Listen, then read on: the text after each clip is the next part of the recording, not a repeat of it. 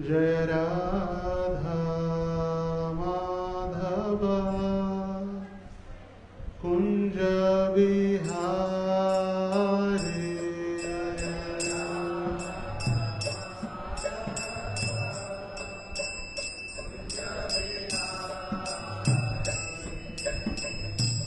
राधा माधव कुंज बिहारी।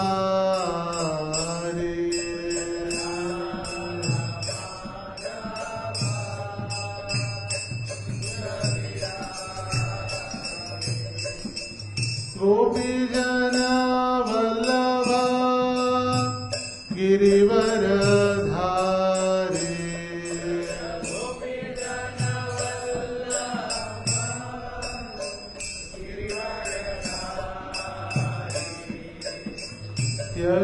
यशोदानंदन व्रज जन रंजन।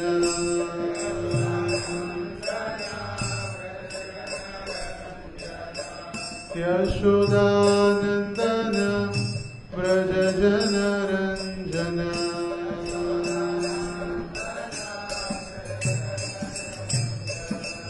यमुना तीरा वनचारी।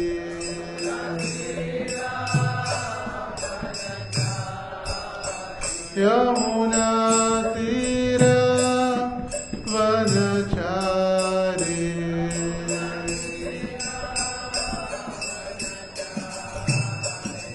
जय राधा माधव कुंज बिहारी।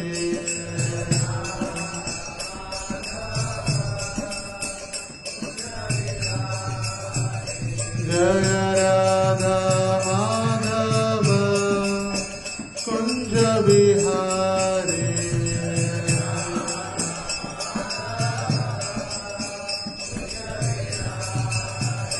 जय राधा गोविंद राधा गोविंद राधे।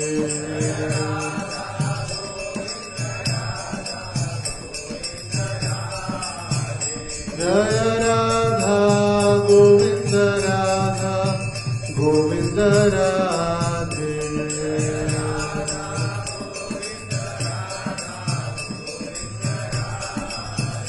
जय गौरनिताय गौरनिताय गौरनिताय जय गौरनिताय।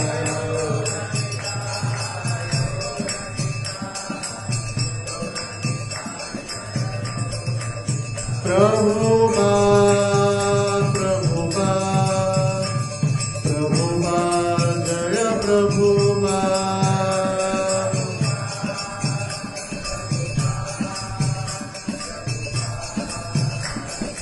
गीताय गौर हरि बोल हरि बोल हरि बोल हरि बोल।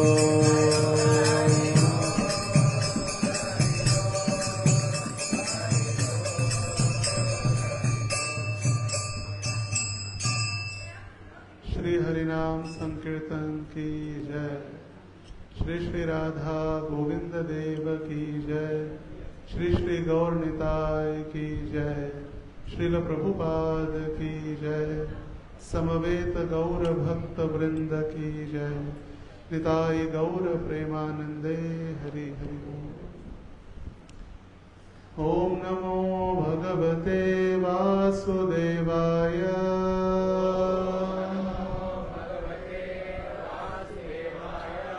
ओम नमो भगवते वासुदेवाय।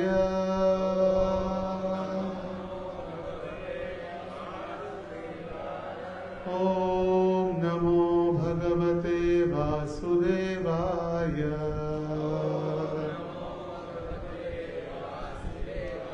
नारायणं नमस्कृत्यं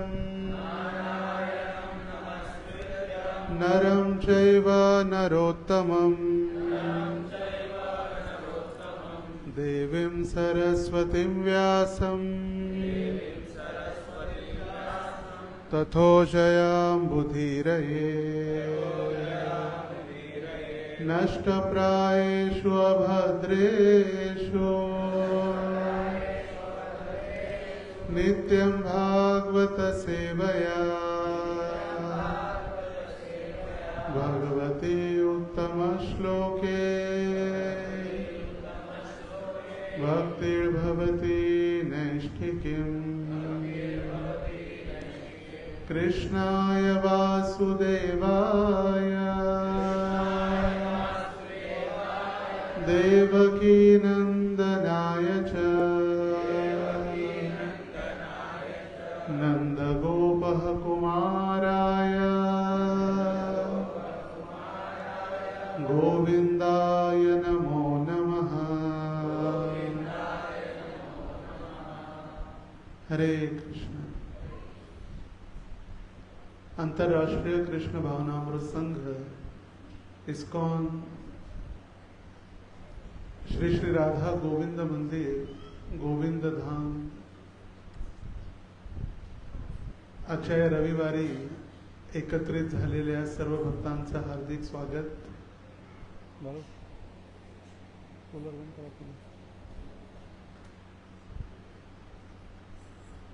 जसं सूचना दिली गेली, अधिक महिना पुरुषोत्तम अधिक मास आणि अधिक मास असल्यामुळे आजचा हा एक अधिक सत्संग आहे।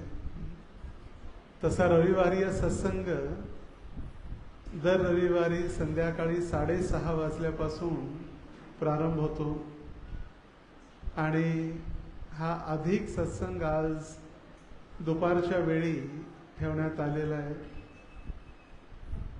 श्रीमान देवकीपुत्र प्रभू ओबाळे परिवारातर्फे सर्व भक्तांना ब्राह्मण भोजन आणि प्रसादाची व्यवस्था त्यांनी करून आजच्या सत्संगाचं आयोजन, तसा फक्त प्रसादच होता, पण फक्त प्रसाद कार्यक्रम झाल्यानंतर प्रसाद असतो। कार्यक्रमाची सांगता किंवा कार्यक्रमाचा शेवट प्रसादाद्वारे होतो आणि म्हणून अधिक मास, अधिक कथा, अधिक कीर्तन, अधिक सत्संग आणि मग नंतर अधिक प्रसाद। प्रसाद कमी नाही, प्रसाद सुद्धा अधिक प्रसाद आहे। तर काल संध्याकाळी आपण जी चर्चा केली नरसिंह भगवंतांचं प्राकट्याविषयी, तर आपण दरवेळी ऐकतो नरसिंह जयंतीला का नरसिंह भगवंत प्रकट झाले आणि नरसिंह भगवंतांनी ब्रह्माजींनी दिलेल्या प्रत्येक वरदानाला लक्षात ठेवून हिरण्यकश्यपूचा कशा पद्धतीनं वध केला आणि अगदी संध्याकाळच्या वेळी तिन्ही सांज ज्याला आपण म्हणतो त्या तिन्ही सांजेच्या वेळी नरसिंह भगवंतांनी आपल्या नखाद्वारे हिरण्यकश्यपूचा उद्धार केला आणि हिरण्यकश्यपूचा उद्धार केल्यानंतर कोणीही देवी देवता भगवंतांच्या जवळ जाण्यासाठी तयार नव्हते, कारण इतके भगवंत उग्र रूपामध्ये अगदी क्रोधित अवस्थेमध्ये असल्यामुळे कोणीच त्यांच्या जवळ जात नव्हतं। पण सरते शेवटी प्रल्हाद महाराज त्यांच्या जवळ गेले आणि प्रल्हाद महाराजांनी भगवंतांजवळ गेल्यानंतर भगवंतांनी त्यांना आनंदानं चाटू लागले भगवंत आपल्या जिभेनं आणि त्या प्रल्हाद महाराज जे 5 वर्षाचे बालक होते त्या बालकाला भगवंतांनी जवळ घेऊन अगदी मातेप्रमाणे त्यांच्यावरती भगवंत प्रेमाचा आशीर्वाद प्रदान करू लागले आणि जेव्हा भगवंतांनी विचारलं तुला काय पाहिजे सांग, आणि त्यावेळी ते म्हणाले मला कशाचीही अपेक्षा नाही, मला कोणताही वरदान नको, आणि जर मी तुमच्याजवळ वरदानाची इच्छा केली किंवा वरदान मागितला तर मी पण एका व्यापाराप्रमाणे, जसं आपण दुकानात जातो पैसे देतो आणि कोणतीही वस्तू खरेदी करतो, आणि जर भगवंतांची भक्ती करून सुद्धा जर भगवंतांकडे जर मी काय मागितलं, भौतिक इच्छा व्यक्त केल्या, तर तो सुद्धा व्यापारच होईल। म्हणून ते म्हणाले मला कशाची अपेक्षा नाही, आणि तरी सुद्धा भगवंतांनी पुन्हा पुन्हा त्यांना विनंती केली काहीतरी माग। मग त्यांनी सगळ्यात पहिला इच्छा व्यक्त केली की मला कोणतीही अपेक्षा किंवा कोणतंही मनामध्ये इच्छा होणार नाही, तो मला आशीर्वाद द्या. माझ्या हृदयामध्ये काम वासना लव मात्र सुद्धा किंवा किंचित सुद्धा माझ्या हृदयामध्ये काम वासनेचा अंश सुद्धा राहणार नाही, हा मला आशीर्वाद द्या. आणि तिसरा आशीर्वाद त्यांनी मागितला, माझ्या पित्याला ज्यांनी कधीही तुमची शक्ती स्वीकारली नाही, कधीही तुम्हाला त्यांनी नमस्कार केला नाही, कधी तुम्हाला भगवंत म्हणून स्वीकार केला नाही, अशा माझ्या दुष्ट अशा पित्याचा तुम्ही उद्धार तर केलाच, पण त्याला तुमच्या चरणामध्ये आश्रय द्या. हे 3 आशीर्वाद मागितले आणि भगवंतांची त्यांनी स्तुती जी केली ती भागवतच्या 7म स्कंदामध्ये त्या संपूर्ण स्तुतीचं वर्णन शुकदेव गोस्वामींनी परीक्षित महाराजांसाठी केलेलं आहे. तर तो तर 7वा स्कंद आहे. पण भागवताच्या 5व्या स्कंदामध्ये जे वेगवेगळे खगोल शास्त्राचं वर्णन करण्यात आलेलं आहे. आपल्याला वाटतं भक्तीमध्ये फक्त कृष्ण कथा किंवा रासलीला एवढंच आहे, पण पूर्ण विज्ञान, भूगोल, खगोल, नक्षत्र, तारे, गंगेचं अवतरण, हा जो 18वा अध्याय आहे, 17वा अध्यायाचं नावच आहे गंगेचं अवतरण या पृथ्वीवरती कसं झालं. जे भगवान श्रीकृष्ण किंवा बटू वामन त्रिविक्रम त्यांनी रूप ज्यावेळी धारण केलं, त्या त्रिविक्रम भगवंतांनी आपल्या एका पावलानं संपूर्ण पृथ्वी काबीज केली. आणि दुसरं पाऊल ज्यावेळी ते स्वर्गात ठेवत होते त्यावेळी त्यांच्या उजव्या पायाच्या अंगठ्यानं जी नदी आहे विरजा, जी आध्यात्मिक जगत आणि भौतिक जगताला वेगळी करणारी, विरजा नदीला त्यांचं बोट लागलं आणि ती विरजा या ब्रह्मांडामध्ये प्रवेश केला. आणि ती जेव्हा स्वर्गात आली त्यावेळी तिचं नाव झालं अलकनंदा. तीच पृथ्वीवरती गंगा, भागीरथी, जान्हवी म्हणून प्रसिद्ध झाली. आणि तीच गंगा ज्यावेळी पाताळात जाते त्यावेळी भोगवती होते. तर गंगेचं अवतरण, सूर्याची गती, इतकं खगोल शास्त्राचं वर्णन आहे की चांगल्या चांगल्या भक्तांना सुद्धा ते श्लोक वाचता येत नाहीत. समजायची तर गोरची गोष्ट, गद्यमध्ये असल्यामुळे तो श्लोक एक पानाचा एक श्लोक आहे, असं इतकं कठीण ते शास्त्र असल्याप्रमाणे. आणि याच भागवताच्या 5व्या स्कंदामध्ये जे वेगवेगळे द्वीप आहेत, सप्तद्वीप, राजा उत्तानपाद आणि त्यांचे बंधू प्रियव्रत महाराज, आणि प्रियव्रत महाराजांनी आपल्या रथावरती बसून ज्यावेळी प्रदक्षिणा केली ब्रह्मांडाची, त्यावेळी 7 द्वीप आणि 7 वेगळे वेगळे सागर तयार झाले. त्याच्यातला आपण जो पाहतो समुद्र तो फक्त मिठाचा आहे. लवणार्णस्य कोणे, लवण म्हणजे मीठ, मिठाचा जो अगदी खारट जो आहे तो खारट आपण समुद्र पाहतो. पण या ब्रह्मांडामध्ये उसाच्या रसाचा, इक्षु रसः म्हणजे उसाचा रस, त्याचा समुद्र आहे, मधाचा समुद्र आहे, दुधाचा समुद्र आहे, दह्याचा समुद्र आहे, तुपाचा समुद्र आहे, दारूचा समुद्र आहे. दारूचा सुद्धा समुद्र म्हणजे दारू खरेदी करायची आवश्यकता पडणार नाही, दारूचा देखील समुद्र आहे. सर्व भक्तांना विनंती केलेली होती मोबाईल आपले आपले थोडे सायलेंट करून ठेवा, आणि जर माताजींना सायलेंट करता येत नसेल तर कुणाची तरी मदत घ्या. तर जे 7 द्वीप जे तयार झाले त्या 7 द्वीपांची नावं या स्कंदामध्ये वर्णन करण्यात आलेलं आहे. जंबूद्वीप, प्लक्षद्वीप, शाल्मली द्वीप, कुशद्वीप, कौंचद्वीप, शाकद्वीप आणि पुष्करद्वीप. हे नावांची जशी गणना आहे तो प्रत्येक द्वीप जसं पुढं नाव घेतलंय तर मागील द्वीपापेक्षा दुप्पट आहे. सगळ्यात छोटा कोणता आहे? जंबूद्वीप, त्याच्यात दुप्पट प्लक्षद्वीप, त्याच्यात दुप्पट शाल्मली द्वीप, आणि जंबूद्वीपामध्ये आपण राहणारे आहोत. जंबूद्वीपे भारतवर्षे भारतखंडे मेरुः दक्षिणे नवलास्य कोणे. आपण जेव्हा संकल्प घेतो त्यावेळी आपण म्हणतो आपण कुठं आहोत आणि कुठं बसून. गोदावरी दक्षिणे तीरायाम चंपावती नगरे राधा गोविंद सन्निधे राधा गोविंदांच्या प्रसन्नतेसाठी प्रत्येक जे आपण म्हणतो संपूर्ण जम्बूद्वीपापासून त्याचं वर्णन होतं. तर सगळ्यात छोटा द्वीप जो आहे तो जम्बूद्वीप आहे आणि त्याच्यामध्ये असंख्य असे लोक आणि त्यामध्ये हे ग्रह तारे नक्षत्रे आणि त्याच्यामध्ये आपण भारत, त्या भारतामध्ये एक राज्य, त्या राज्यामध्ये एक जिल्हा आणि जिल्ह्यात एक गाव, त्या गावामध्ये आपण आणि आपल्याला वाटतं फार मोठे आहे आपण. आणि जर सायंटिफिक वैज्ञानिक दृष्ट्या पाहिलं तर आपण काहीच नाही त्यामध्ये.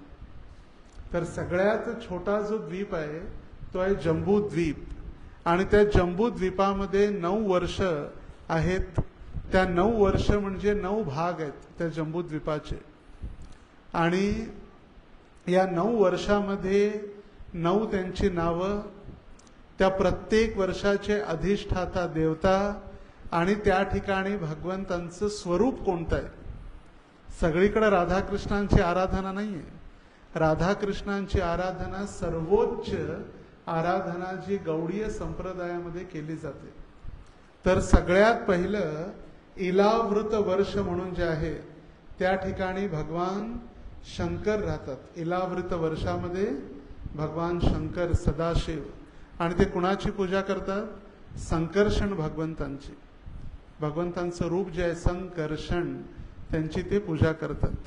भद्राश्व वर्षमध्ये भद्रश्रवा राजा आहेत आणि हयग्रीव भगवंतांची ते आराधना करतात. हरिवर्ष नामक जे स्थान आहे त्या ठिकाणी तो जो ग्रह किंवा लोक जो आहे ते स्थान आणि त्याचे अधिष्ठाता आहेत प्रल्हाद महाराज आणि त्या ठिकाणचे मुख्य भगवंत कोण आहेत? नरसिंहदेव. चौथा वर्ष आहे केतुमाल आणि त्या ठिकाणी अधिपती भगवंतांचे भक्त आहेत माता लक्ष्मी आणि ती कामदेव स्वरूप नारायणांची आराधना करते. पाचवा आहे रम्यक वर्ष आणि त्या ठिकाणी वैवस्वत मनु. वैवस्वत मनु जे आताचे मनु जे आहेत वैवस्वत मनु ते आपली सेवा करतात आणि वैवस्वत मनु मत्स्यावतार भगवंतांची ते आराधना करतात. वैवस्वत मन्वंतरे, आता जे मन्वंतर चालू आहे ते वैवस्वत मनु आहे आणि पराभव नाम संवत्सर चालू आहे. कोणतं संवत्सर?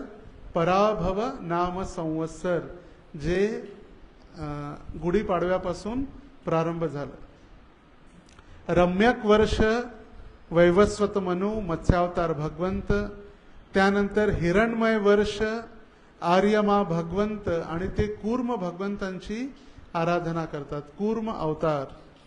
सातवा आहे उत्तर कुरु वर्ष आणि ज्या ठिकाणी पृथ्वीचं स्थान आहे, आपण ज्या पृथ्वीवर राहतो त्याची अधिष्ठाता पृथ्वी देवी वराह देवांची आराधना करते. कुणाची?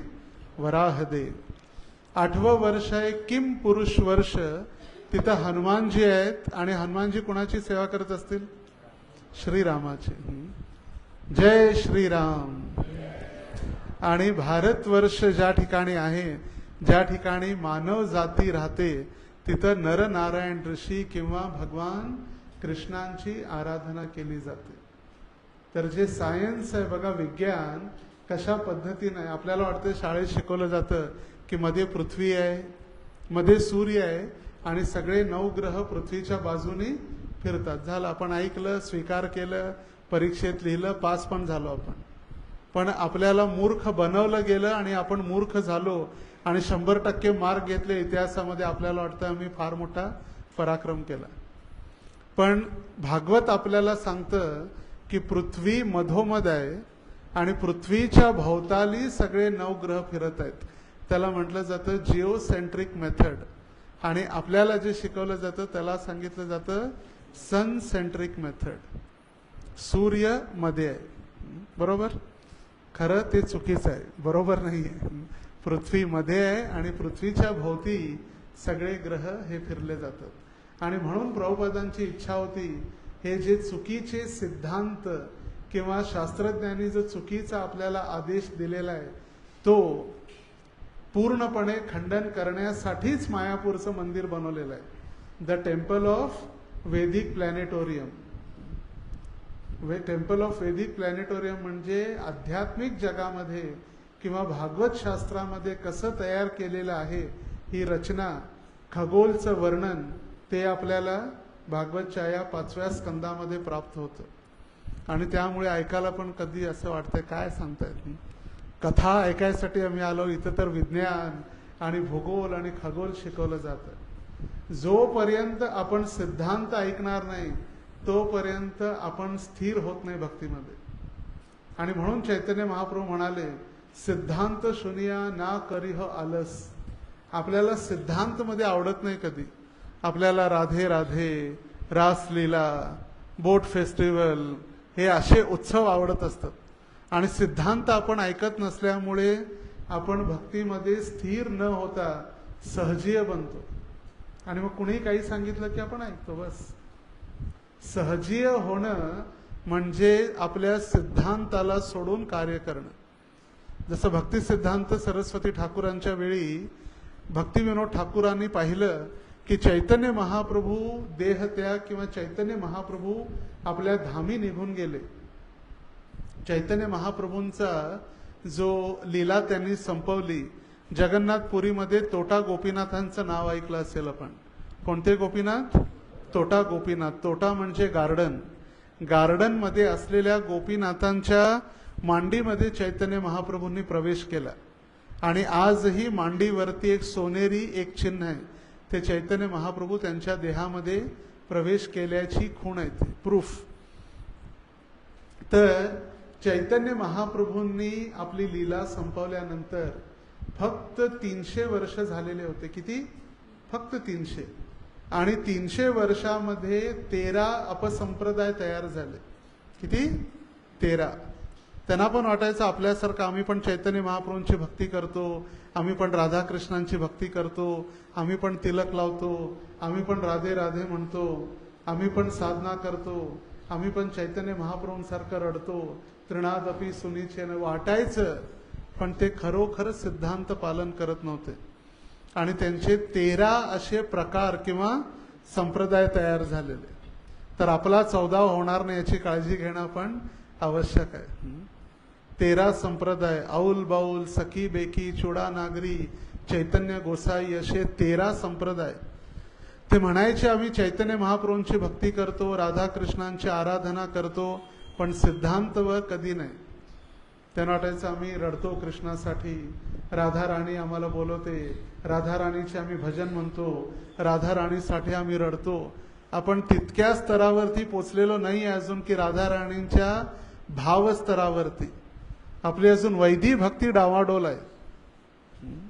आपण जे करू नका सांगितलेलं आपण करतो.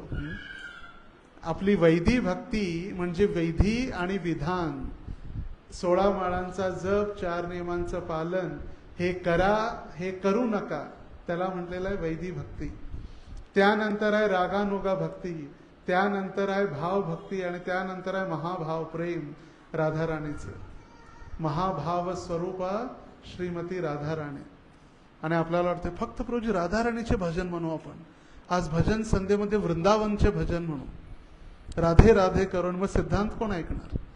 राधा कृष्णांची जी दिव्य लीला आहे तो भागवताचा 10म स्कंद आहे. भगवंतांचं मुखारविंद. आणि मुख अरविंद भगवंतांचा चेहरा डायरेक्टली कोण बघते? असुर लोक. कंस, रावण, हिरण्याक्ष, हिरण्यकश्यपू ते भगवंतांचा चेहरा पाहतात. का? कारण त्यांना भगवंतांना मारायचं आहे, भगवंतांची हत्या करायची आहे म्हणून. पण आपलं स्थान भगवंतांच्या चरणावरती आहे. आणि भगवंतांचे 2 चरण भागवतमचे 2 स्कंद आहेत. पहिले प्रथम आणि द्वितीय. 3रा आणि 4था स्कंद भगवंतांच्या मांड्या. 5वा स्कंद भगवंतांची नाभी. 6वा आणि 7वा स्कंद भगवंतांच्या बाहू. 8वा स्कंद भगवंतांचं वक्षस्थल. 9वा स्कंद भगवंतांचा कंठ.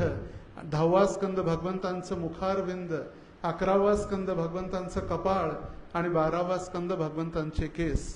पद्मपुराणात वर्णन आहे.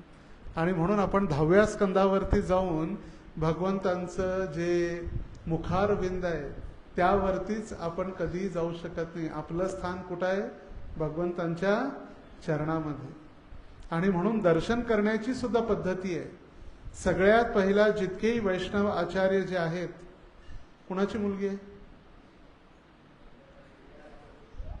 दोन्ही मुलांना सांभाळा. माताजी लोकांना विनंती आहे, जवळ ठेवून घ्या, जर बसत नसले तर बाहेर घेऊन बसा. भगवंतांचे 2 चरण जे आहेत, आपण दर्शनाची पद्धती देखील तीच आहे.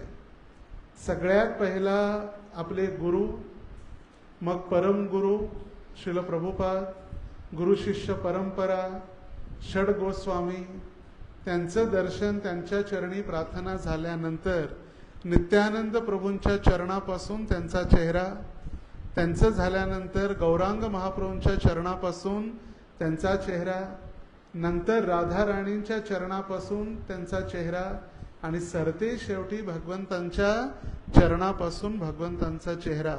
ही दर्शन घेण्याची पद्धती आहे.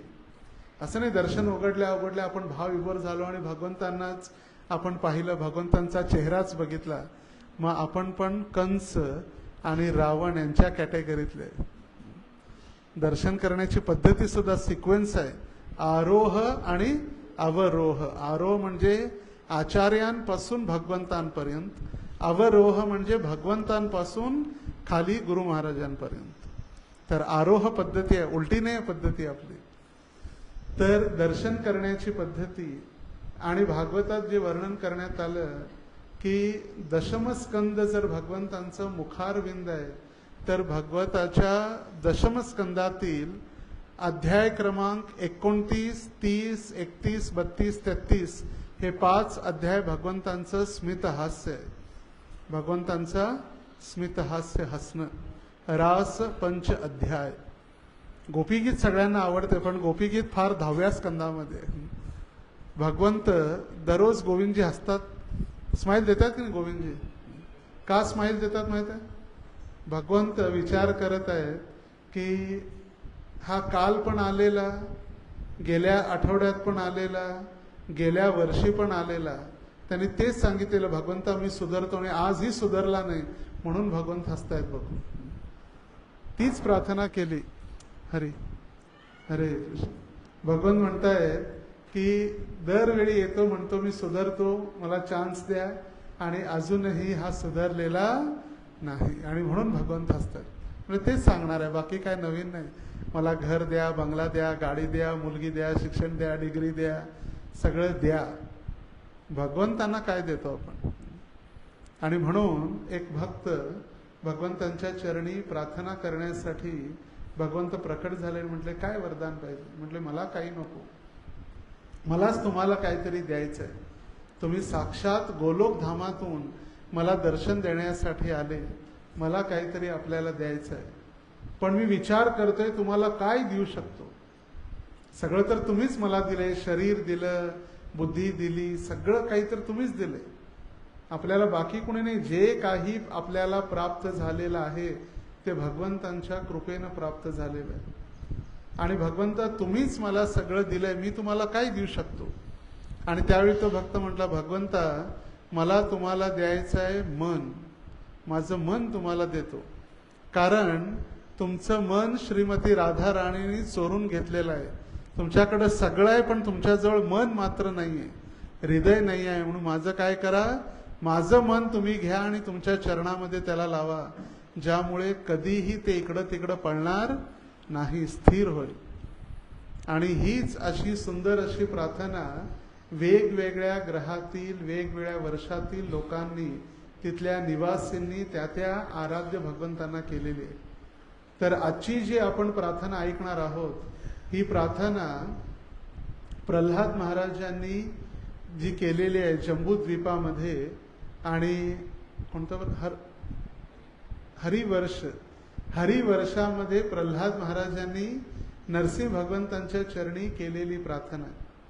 जसं मी सांगितलं काल, आम्ही जी चर्चा केली, नरसिंह भगवंत प्रकट होण्यामागचं कारण, समदर्शी भगवंत कसे आहेत हे शुकदेव गोस्वामी सिद्ध करून सांगतायत की भगवंत पक्षपात करत नाहीत, भगवंत समदर्शी आहेत. तर समदर्शी भगवंत आपल्या असुर कुळामध्ये जन्मलेल्या भक्ताच्या रक्षणासाठी प्रकट झालेले आहेत. हिरण्यकशिपूने ब्रह्मदेवांकडं मागितलेलं वरदान, ते वरदान पूर्णपणे लक्षात ठेवून अगदी ध्यानपूर्वक ऐका, झोपू नका. प्रसाद अजून व्हायचा आहे, प्रसादच्या अगोदर झोपलं तर पाप लागेल. आहार नंतर निद्रा आहे, पहिला निद्रा नाही आहे, आहार नंतर निद्रा. त्यामुळे ताठ बसा, झोपला तो संपला. आणि मग कथेचं फळ झोप बुडाका घेऊन जाईल, मग आपल्याला काहीच नाही राहणार. त्यामुळे ध्यानपूर्वक ऐका. आणि ज्यावेळी त्या हिरण्यकशिपूंनी जितके वरदान मागितले, ब्रह्माजींनी त्यांना तथास्तु तथास्तु तथास्तु सगळे वरदान दिले. आणि आता हिरण्यकशिपूला वाटलं मी आता अमर झालो. आणि त्या अमर झालेल्या असं वाटणाऱ्या हिरण्यकशिपूचा वध भगवंतांनी ब्रह्माजींचं प्रत्येक शब्द प्रत्येक वाक्य लक्षात ठेवून त्यांचा उद्धार केला. आकाशात नाही, जमिनीवर नाही, घरात नाही, बाहेर नाही, दिवसा नाही, रात्री नाही, मनुष्यापासून नाही, असुरापर्यंत नाही, कोणतेही देवी देवता नाही, कोणतेही 84 लाख मनुष्य किंवा 84 लाख योनीमध्ये नाही, कोणतं अस्त्र नाही, शस्त्र नाही, 12 महिन्यामध्ये सुद्धा नाही. आणि म्हणून हा 13वा महिना चालू झाला. पहिलाच उल्हास आणि त्यात फाल्गुन मास. हा 13वा महिना पुरुषोत्तम अधिक महिना चालू झाला. त्या भगवंतांनी ब्रह्माजींनी दिलेल्या वरदानाचा प्रत्येक शब्द लक्षात ठेवून त्यांनी उद्धार केला. आता तेच प्रल्हाद महाराज या ठिकाणी 7 श्लोकामध्ये स्तुती करत आहेत भगवंतांची. या महिन्यामध्ये नरसिंह भगवंतांची आराधना फार मुख्य मानली गेली. का? कारण या महिन्यामध्येच नरसिंह भगवंत प्रकट झाले. हा महिना तयार होण्यामागचं कारण नरसिंह भगवंत आहेत किंवा प्रल्हाद महाराज ज्यांच्या रक्षणासाठी ते आले. आणि काल जसं आपण ऐकलं, महिना तयार कसा झाला सायंटिफिक दृष्ट्या, वैज्ञानिक सूर्य गतीनुसार किंवा सूर्याच्या गणनेनुसार 365 दिवस आणि चंद्र गणनेनुसार 354 दिवस आणि प्रत्येक वर्षाचे 11 11 11 म्हणजे 3 वर्षानंतर 33 दिवसाचा हा अधिक महिना तयार झाला. धोंड्याचा फक्त धोंडे खायसाठी नाही, सासरवाडीत जाऊन आरती केली आणि धोंडे खाल्ले बस तेवढं झालं, वाण दिला, हे तर आपण नियम केलेले आहेत तयार. हा महिना तयार झालेला होता आध्यात्मिक कार्यासाठी. कारण 12 महिन्यांनी प्रत्येक महिन्याच्या अधिष्ठाता जे आहेत आणि अधिष्ठाता असल्यामुळे ह्या 13व्या महिन्याला कुणीच स्वीकार करत नव्हतं. मी नाही, मी नाही, मी नाही, मी नाही. का? कारण देवी देवतांनी विचार केला या महिन्यामध्ये कोणतंही पवित्र मांगलिक कार्य नाही, यज्ञ नाही, हवन नाही, पूजा नाही, लग्न नाही, वास्तुशांती नाही, ग्रहप्रवेश नाही, तर आम्ही घेऊन महिन्याला करणार काय?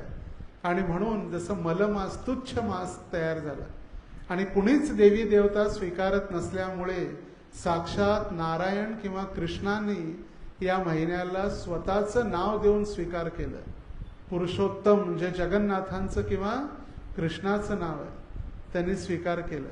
आणि भलेही या महिन्यामध्ये मांगलिक कार्य होत नाहीत, पण भक्तीचं कार्य अगदी महत्वपूर्ण आहे. जसं भागवत कथेचं श्रवण, भगवंतांचा नाम जप, भगवंतांचं कीर्तन, दीपदान, अन्नदान, भोजनदान, भगवंतांना केलेलं दान, हे दानाचं महत्व.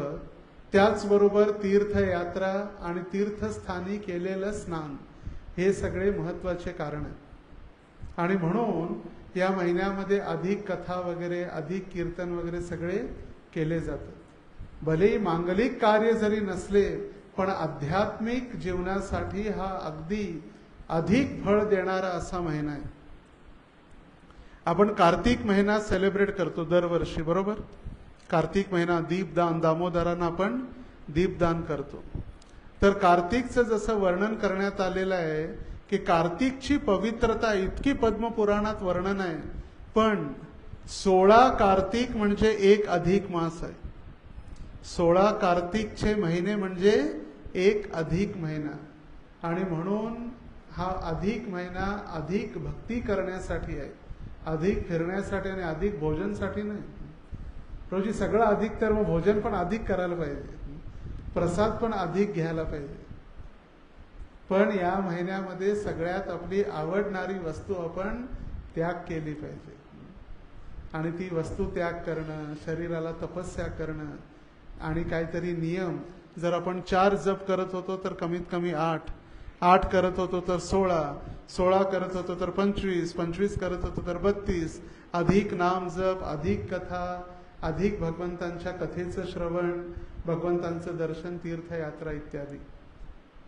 आणि हा जो महिना तयार झाला, नरसिंह भगवंतांनी तयार केला, आपण म्हणू शकतो प्रल्हाद महाराजांसाठी.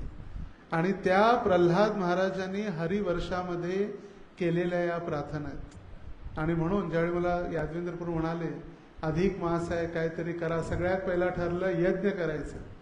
ते म्हटले आपण नरसिंह यज्ञ करू आपण आज. मी म्हटलं अधिक मासात यज्ञामध्ये आहुती दिली जात नाही, अधिक मासात यज्ञ केले जात नाहीत. म्हटले मग गीता पारायण करू. गीता पारायण तर गीता जयंतीने कसे येणार सगळे.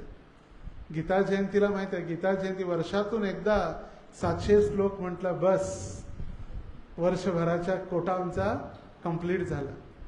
जसं सोलापूरहून 40 किलोमीटर अंतरावरती कुडल संगम म्हणून आहे, हत्तर संग कुडल संगम, कर्नाटक आणि महाराष्ट्राच्या अगदी बॉर्डरवरती आहे. हत्तर संग कुडल संगम. त्या ठिकाणी 365 लिंग, शिवलिंग असलेलं एक शिवलिंग आहे. किती? 365. इतकं मोठ्याच्या मोठं पूर्ण एक शिवलिंग आहे. आणि एक शिवलिंग वरती 364 शिवजींचे लिंग किंवा शिवजींचा चेहरा त्याच्यावरती आहे. तर तिथं सांगितलं होतं की एकदा अभिषेक केला की वर्षभर अभिषेक केल्याचं फळ भेटतं, 365 दिवस. तर तसंच मी म्हटलं मग आज गीता जयंती तर नाहीये, तर मग कसं होणार. म्हटलं कथा करू आपण. म्हणून हा विषय निवडण्यामागचं कारण आहे की साक्षात प्रल्हाद महाराजांनी केलेल्या या स्तुती आहेत. हा भागवताचा 5म स्कंद 18वा अध्याय, जम्बूद्वीप निवाशांनी केलेली भगवत स्तुती. जम्बूद्वीपात राहणारे जे लोक आहेत त्यांनी केलेली स्तुती. तर त्या जम्बूद्वीपामध्ये हरिवर्ष नामक जे स्थान आहे तिथले मुख्य कोण यजमान आहेत? प्रल्हाद. आणि प्रल्हाद महाराज आणि त्यांच्या बरोबर केलेली स्तुती कुणाची? नरसिंह भगवंतांची.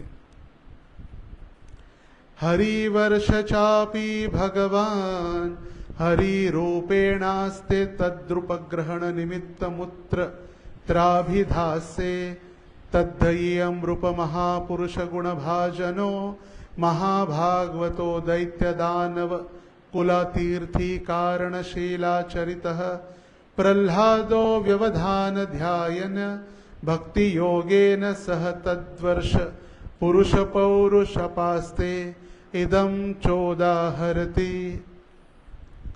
श्री सुखदेव गोस्वामी म्हणाले, हे राजन. राजन म्हणजे कोण? कुठले महाराज? परीक्षित महाराज. कोण सांगितलं?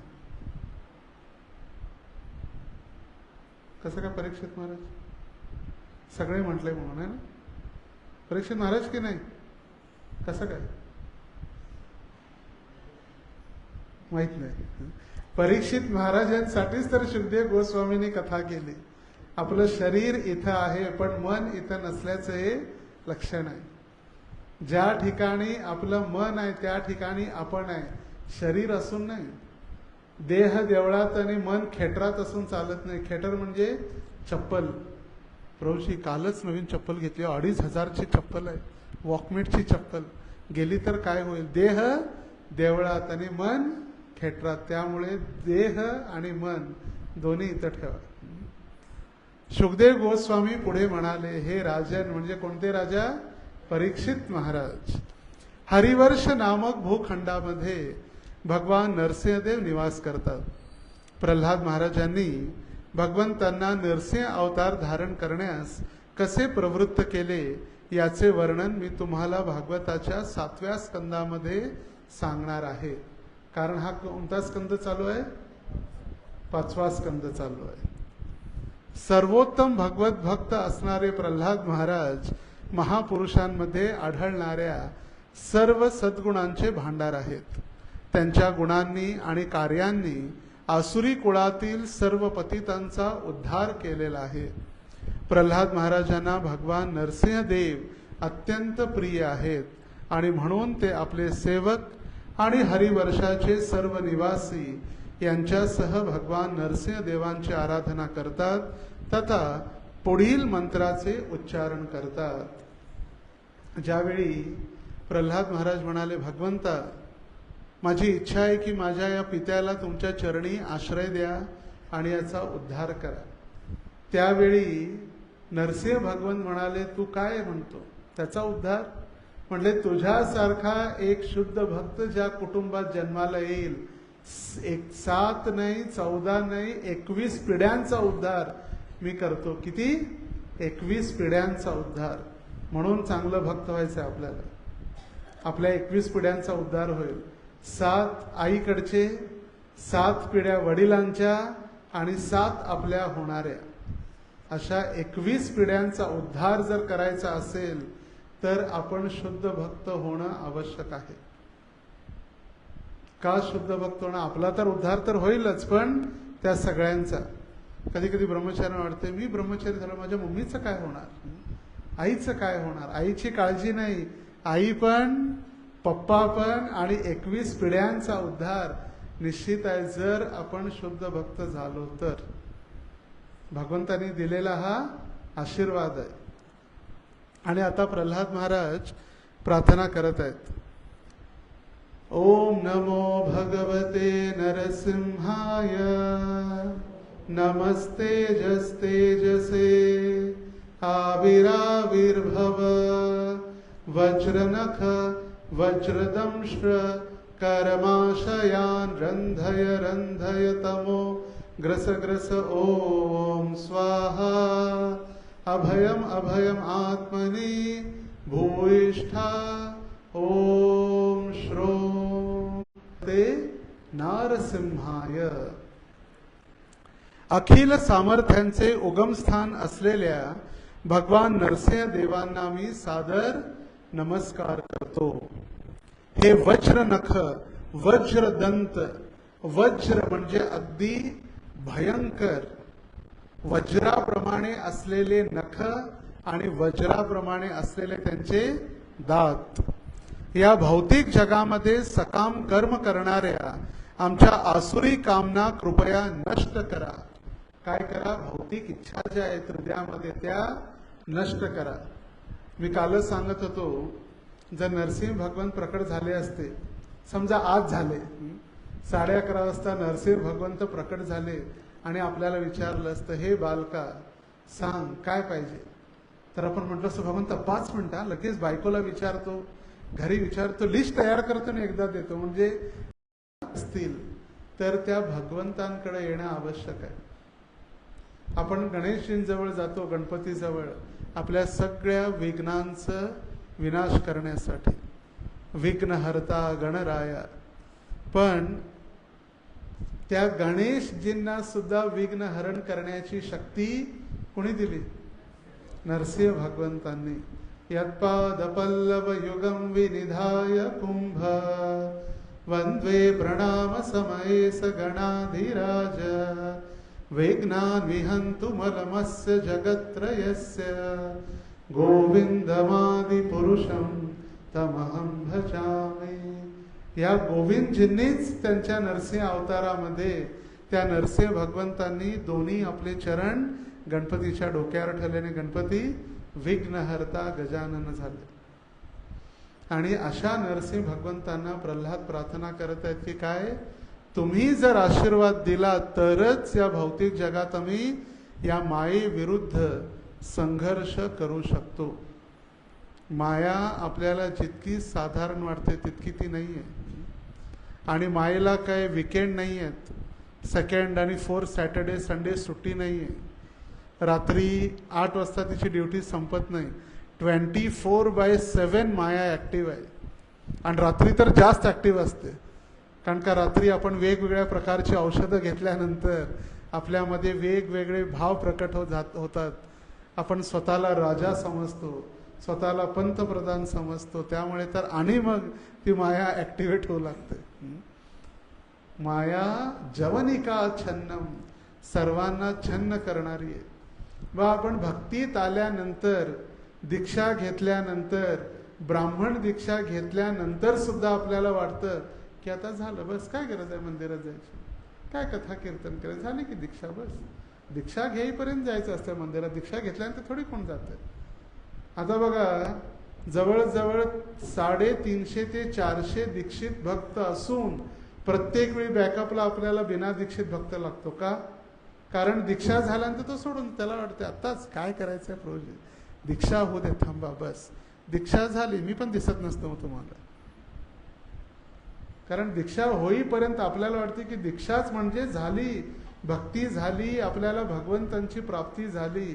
पण हे आपल्याला माहित नाही की दीक्षा होणं म्हणजे त्या दिवसापासून फक्त सुरुवात होणं भक्तीची. Shri Ganesha, initiation means the beginning of our spiritual life, सुरुवात आहे. त्यामुळे ज्यांचा जो भ्रम आहे, आता रविवारी सुद्धा भक्तांची संख्या कमी असण्यामागची बरीच कारणं असू शकतात. त्यातलं एक, ठीक आहे, जर कुणी आजारी असेल, घरी काहीतरी कामं असतील, जेन्युइन रिझन, प्रामाणिक, ते वेगळे. पण आपल्याला जर वाटत असेल आता दीक्षा झाली, रविवारी जायची काय आवश्यकता नाही, तर आपण प्रभुपादांच्या आदेशाचं उल्लंघन करत आहोत.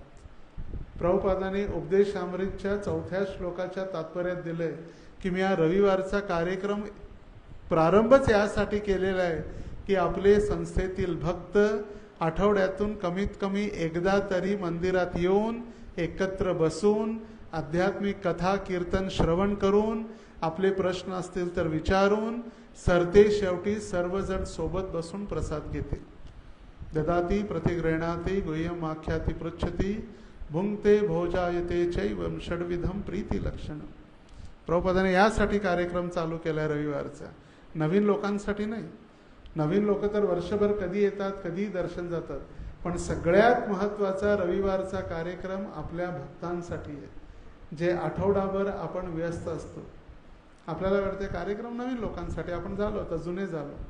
जुने होणं सिनियर आणि एक आहे सीनियर, दोन्ही पण सिनियर आहेत. एक आहे SENIOR सिनियर म्हणजे वरिष्ठ, आणि दुसरा सिनियर्स SENYEAR सिनियर, ज्यांनी फक्त वर्ष बघितले. रोजी तुम्ही काय सांगता, मी 25 वर्षापासून आहे, मी 23 वर्षापासून आहे, पण भगवद्गीतेचा एक श्लोक मला माहीत नाही. पण हे माहीत आहे कोण कोणाच्या घरात पळून गेलं, कुणाचं लपडं कुणासोबत आहे, ते मला माहीत आहे बरोबर. जया मनी जैसा भाव तया तैसा अनुभव, जे आचार्याने लिहिले मराठीमध्ये शुद्ध भाषेत, जया मनी जैसा भाव, आणि तेच भगवंतांनी भगवद्गीतेत सांगितले, ये यथा माम प्रपद्यन्ते ताम स्थतैव भजाम्यहम. जो ज्या भावनेनं माझी आराधना करतो त्याच भावनेनं मी त्याला बुद्धी प्रदान करतो. जर त्याची इच्छा आहे मला जाणण्याची, तर त्याला मी जाणण्याची बुद्धी देतो. त्याची इच्छा आहे मला समजण्याची, तर त्याला मी प्राप्त करून देतो. पण जर त्याची इच्छा आहे टाइमपास करायची, मी त्याला तशी बुद्धी देतो. मग वर्ष जातात, 5, 10, 20, 25 वर्ष झाले तरी आपल्याला भगवद्गीतेच्या अध्यायाचं नाव माहीत नाही. किती अध्याय आहेत भगवद्गीतेत? भागवतामध्ये किती आहेत? 18, 12 स्कंद आहेत आणि 335 अध्याय आहेत. 335 अध्यायापैकी 90 अध्याय फक्त दशमस्कंदात आहेत. भागवताची दशमस्कंद भगवंत श्रीकृष्णांच्या लीला. ह्यालाच म्हटलेलं आहे यथा माम प्रपद्यन्ते ताम स्थतैव भजाम्यहम. भगवद्गीते श्लोक किती आहेत? 700. भागवतमध्ये 18,000. जे आपलं भागवत आहे पृथ्वीवरचं, काही भागवत आहे त्याच्यामध्ये लाखो श्लोक आहेत वेगवेगळ्या ग्रहामध्ये. पृथ्वीवरती शुकदेव गोस्वामींनी जे आपल्याला भागवत दिलं, व्यासदेवाने सांगितलं आणि गणेशजींनी लिहिलं, त्या भागवतामध्ये 18,000 श्लोक आहेत, ज्याची सुरुवात भागवताचा पहिला स्कंद पहिला अध्याय श्लोक संख्या 1 ओम नमो भगवते वासुदेवाय जन्माद्यस्य इतरतश्च आर्तेषु अभिज्ञस्वराट् तेने ब्रह्महृदाय आदिकवये मुह्यन्ति यत्सूरयः तेजो वारी यथा विनिमयो यत्रात्रि सर्गो मृषा धाम्ना स्वेन सदा निहस्तकुहकं सत्यम परम धीमहि. आणि सगळ्यात शेवटचा श्लोक कुठला आहे? नाम संकीर्तनम यस्य सर्व पापः प्रनाशनम. सगळ्यात महत्वाचं जे सांगितलं, पहिला प्रणाम केला कुणाला? सत्यम परम धीमहि, त्या सत्याला. आणि पूर्ण भागवत झाल्यानंतर सांगितलं की हरिनाम संकीर्तन करा, प्रणामो दुःख शमनम, आणि ज्यामुळे सगळे दुःख आपले शमन होऊन जातील, नष्ट होतील, असं हे नाम संकीर्तन. आणि म्हणून आचार्यांनी सांगितलं, संतांनी, नाम संकीर्तन साधन पै सोपे जळतील पापे जन्मांतरीची. जन्म जन्मांतर केलेली पाप, तुमचा आशीर्वाद असेल तरच या भौतिक जगामध्ये आम्ही संघर्ष मायेविरुद्ध करू शकतो. श्लोक संख्या 9. स्वस्तस्य विश्वस्य खल प्रसीदतां ध्यायन्तु भूतानि शिवं मिथो धिया मनश्च भद्रं भजता दधोक्षजे आवेशतां नो मतिरैप अहैतुकी. अखिल विश्वांचे कल्याण हो आणि मत्सरी लोक समाधानी होत. सर्व जीव भक्ती योगांचे आचरण करून शांत होत, कारण भक्तिमय सेवेच्या आचरणाने ते परस्पराच्या कल्याणाचे चिंतन करतील. म्हणून आपण सर्वजण परमश्रेष्ठ दिव्य स्वरूपी भगवान कृष्णांची सेवा करू आणि त्यांच्या चिंतनामध्ये सदैव निमग्न राहू. कोणासाठी सांगतात प्रल्हाद महाराज? आपल्या सर्वांसाठी. सर्वजण मिळून, त्यांना काय गरज आहे? त्यांच्या तर समोर भगवंत आहेत, आता त्यांच्यासाठी भगवंत त्यांच्या ग्रहावरती येऊन राहू लागले. काय गरज आहे त्यांना? प्रल्हाद महाराज आपल्यासाठी सांगतायत, जोपर्यंत आपण सगळ्यांशी प्रेमानं, जर सांगितलेलं आहे, जो कनिष्ठ अधिकारी आहे, 3 अधिकारी आहेत भक्ताचे, 3 प्रकार. सगळ्यात पहिला कनिष्ठ अधिकारी, दुसरा मध्यम अधिकारी आणि तिसरा उत्तम अधिकारी. कनिष्ठ अधिकारी म्हणजे जो फक्त भगवंतांना म्हणतो मी आणि भगवंत बस, माझ्यामध्ये बाकी कोणी नाही. ते काय भक्त व्यक्त काय गरज नाही यांची.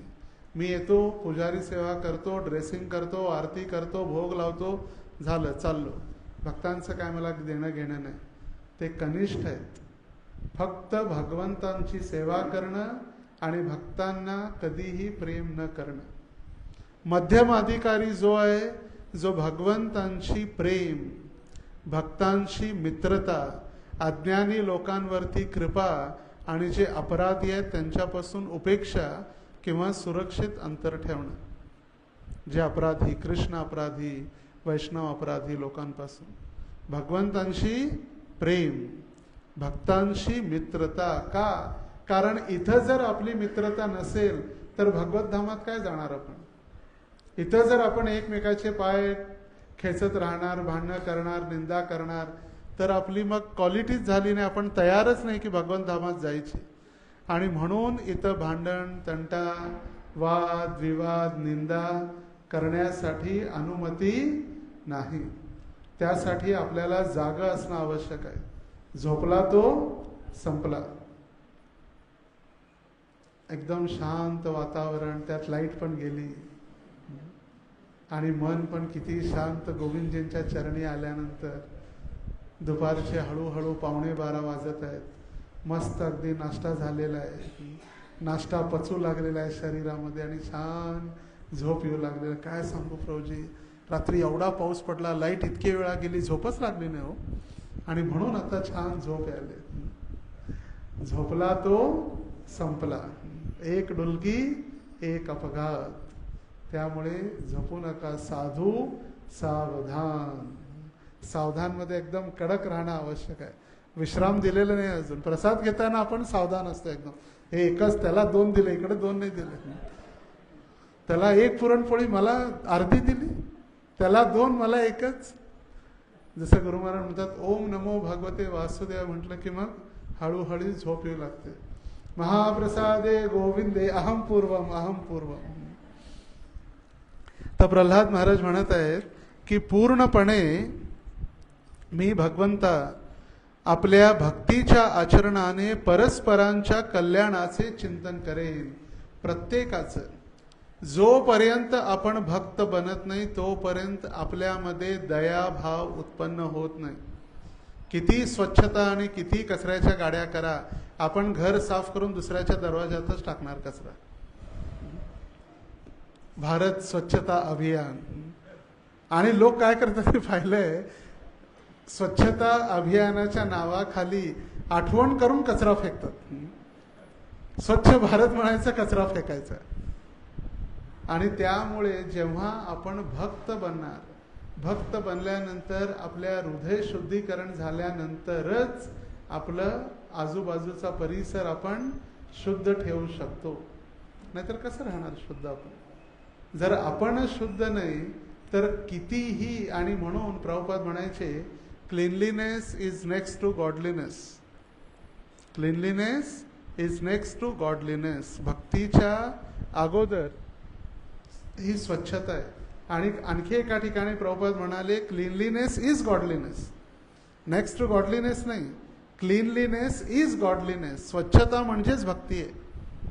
त्यामुळे भक्तांनी देखील आपल्या घरी परिवारामध्ये स्वच्छता, 1 तासापेक्षा अधिक जास्त झोपल्यानंतर स्नान करणं, त्याच बेडवरती झोपणं, तिथंच खाणं, तिथंच पुन्हा झोपणं. अगोदर वैदिक सभ्यतेमध्ये बेड परिस्थितीच नव्हती. बेडरूम नावाची गोष्टच नव्हती. किंवा पलंग, फिक्स्ड फर्निचर हे नव्हतेच. अंथरूण असायचं, गुंटाळून बांधून ठेवायचं. रात्री सकाळी पुन्हा, रात्री झोप झाल्यानंतर पुन्हा बांधून वरती ठेवायचं. जमीन स्वच्छ पुसून घ्यायची. हे तमो गुणामध्ये आपल्याला आकर्षित केल्या जाणाऱ्या वस्तू आहेत.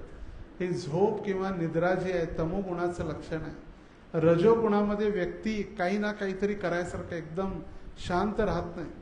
काहीतरी करायला पाहिजे, काहीतरी करायला पाहिजे, काहीतरी करावं. रजोगुणी व्यक्तीचं लक्षण असतं.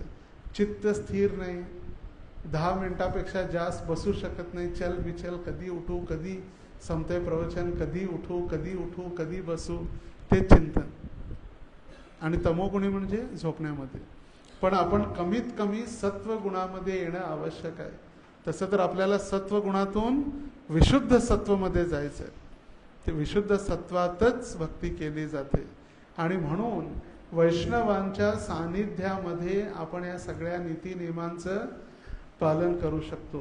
प्रभुपाद तात्पर्यामध्ये वांछा कल्पतरुभ्यश्च कृपा सिंधुभ्य एव च पतितानां पावनेभ्यो वैष्णवेभ्यो नमो नमः. वैष्णव प्रणाम लिहित आहेत. का? कारण हे कृष्ण करुणा सिंधू, करुणा किंवा दयेचे सागर असलेले जे कृष्ण आहेत, ती करुणा आपल्याला आणून देणारे कोण आहेत? वैष्णव आहेत. वांछा कल्प तरुभ्यश्च, त्या कृपा सिंधुभ्येवच, भगवंतांची जी कृपा आहे ते आणून देणारे ते वैष्णव आहेत. आणि म्हणून वैष्णवांच्या अधीन राहून प्रत्येकाचं चांगलं विचार करणं. सर्वे सुखीना भवन्तु, सर्वे सन्तु निरामया, सर्वे भद्राणि पश्यन्तु. प्रत्येकाचं या जगामध्ये चांगलं हो, ही भावना. त्यानंतर प्रल्हाद महाराज प्रार्थना करत आहेत. मागारदात्मच वित्त बंधुषु संगो यदि स्यात् भगवत प्रियेषु नः, यप्राणवृत्त्या परितुष्ट आत्मवान् सिद्ध्यत्यदूरा न तथेंद्रिय प्रियः. हे भगवान, आम्ही प्रार्थना करतो. आम्ही म्हणजे हरिवर्षातील सर्व भक्त. आम्हाला घर, पत्नी, मुले बाळे, मित्र, अर्थसंचय, नातेवाईक, कौटुंबिक जीवन यामध्ये कधीच आकर्षण वाटू नये. काय करतायत प्रल्हाद महाराज प्रार्थना बघा. कधीच आकर्षण वाटू नये. कुणाकुणामध्ये? घर, पत्नी, मुले बाळे, मित्र, पैसा, नातेवाईक, कौटुंबिक जीवन यामध्ये आकर्षण वाटू नये. कसली प्रार्थना आहे. मग आपण विचार करणं यांच्यात आकर्षण आहे तर कुठं जाणार? चुकीचं आहे ना की बरोबर आहे? बरोबर आहे. मग कसं होणार? आई वडिलांची सेवा नाही केली तर? घरदार सोडून सगळेच मंदिरात येणं बरोबर आहे की चूक आहे? चुकीचं प्रार्थना करतायत प्रल्हाद महाराज. प्रल्हाद महाराजांची प्रार्थना बरोबर आहे. प्रल्हाद महाराज म्हणतायत आसक्ती वाढवू नये. कर्तव्य म्हणून आम्ही त्यांची सेवा करू शकतो, पण आसक्ती जिनायहा मरणायहा नाही. आपण विचार केला पाहिजे की आपण आजारी पडल्यानंतर आपल्या मुलांनी डॉक्टरांना बोलवणं आवश्यक आहे, वकिलाला नाही. कळालं? आपण म्हातारे झालो, आजारी पडल्यानंतर मुलांनी कुणाला बोलवणं आवश्यक आहे? डॉक्टरांना, वकिलांना कागदपत्र लावून अंगठा घेण्यासाठी नाही. तेवढी तरी आपण संस्कार देणं आवश्यक आहे. आम्हाला आसक्ती प्राप्त झाली तर केवळ भगवंतांच्या भक्तांप्रती व्हावी. कारण भक्तांसाठी एकमेव श्रीकृष्णच प्रिय मित्र असतात. सगळ्यांना जगात विचारा, प्रत्येकाला त्याच्या सगळ्यात जवळच्या मित्राने कधी ना कधी धोका दिलेला आहे. आपण म्हणतो प्रिय आहे, माझा प्रिय मित्र, पण मित्रानेच केसाने गळा कापलेला असतो. यार ने ही लूट लिया घर यार का, अच्छा सिला दिया तूने मेरे प्यार का. आणि म्हणून या ठिकाणी सांगतायत प्रल्हाद महाराज की भगवंतच त्या भक्ताचे एकमेव खरे मित्र आहेत. जो वस्तुतः आत्मसाक्षात्कारी झालेला आहे, ज्याने आपले मन नियंत्रित केलेले आहे, तो थोड्याशा जीवनावश्यक वस्तूंनीही समाधानी होतो. तो आपल्या इंद्रियांना तृप्त करण्याचा प्रयत्न करत नाही. असा मनुष्य कृष्ण भावनेमध्ये त्वरित प्रगती करतो. पण भौतिक वस्तूंवर अत्यधिक आसक्त असणाऱ्या लोकांसाठी अशी प्रगती करणे फार कठीण असते. हे पण पाहिजे, ते पण पाहिजे. जसं सायकलवाल्याला वाटतंय टू व्हीलर पाहिजे, टू व्हीलरवाल्याला वाटतंय आपली एक स्पोर्ट्स गाडी पाहिजे, बाईकवाल्याला वाटतंय की मला फोर व्हीलर पाहिजे, फोर व्हीलरवाल्याला वाटतंय मला मर्सिडीज पाहिजे, मर्सिडीजवाल्याला वाटतंय की मला एक हेलिकॉप्टर पाहिजे, हेलिकॉप्टरवाल्याला वाटतंय की मला चार्टर पाहिजे. प्रत्येकाची इच्छा कधीच संपत नाही. आणि म्हणून अर्थशास्त्र जे आहे, इकॉनॉमिक्स, त्या अर्थशास्त्रामध्ये हे शिकवलं जातं की मनुष्याच्या इच्छा कधीही तृप्त होत नाहीत. ह्युमन वॉन्ट्स आर अनलिमिटेड, त्या कधीच लिमिटेड नाही आहेत. वाटतंय की नाही?